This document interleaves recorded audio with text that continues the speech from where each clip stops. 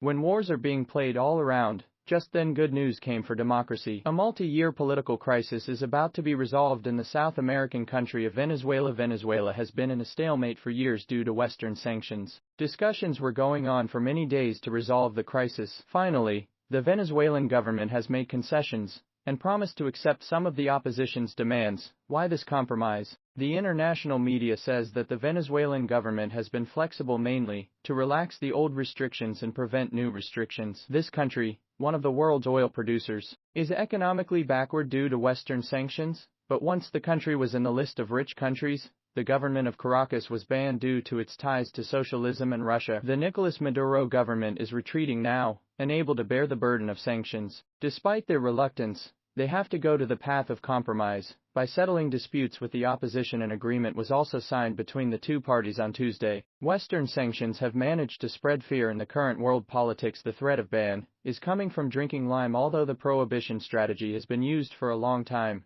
it has become an epidemic. From last year, Moscow has been slapped with thousands of sanctions. Since the Russian attack on Ukraine earlier, Iran, Iraq, Afghanistan, Syria, and North Korea were overcome by the series of sanctions. However, despite the practice of trade embargoes in the past, Magnitsky and visa embargoes have created a new threat in world politics. According to news agency Reuters on Wednesday, Venezuela is on the path of reconciliation with the opposition due to the fear of sanctions. The accord was signed with the opposition on Tuesday ahead of the upcoming presidential elections in the country. Presidential elections will be held in Venezuela in the second half of next year. International observers, including the European Union and the United Nations, have announced their participation in the election. It is reported that sanctions on Venezuela's oil exports may be eased if enough opportunities are given to the opposition parties in the elections. U.S. President Joe Biden's administration says sanctions on Venezuelan President Nicolas Maduro's administration may be lifted in exchange for concessions on democratic conditions,